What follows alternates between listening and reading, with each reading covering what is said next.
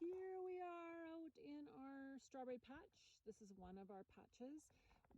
We're just starting to take the straw off a little bit later than sometimes we do, but we've had some cool weather. So all of our straw is hand raked off. So it's a big job. You'll see the strawberries are starting to pop their little heads up. So this is really good news to see. There's some new leaves on them, and this will be actually a leaf from last year. So they're starting to see some life in our strawberries.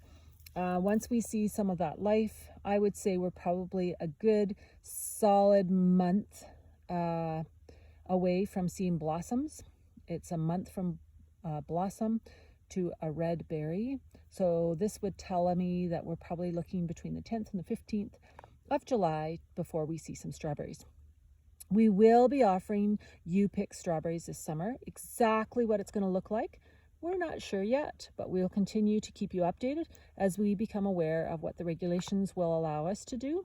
But we're looking forward to seeing many of you come and pick our strawberries, and we're hoping for a really good strawberry crop, and they'll have lots of vegetables to transplant out as well.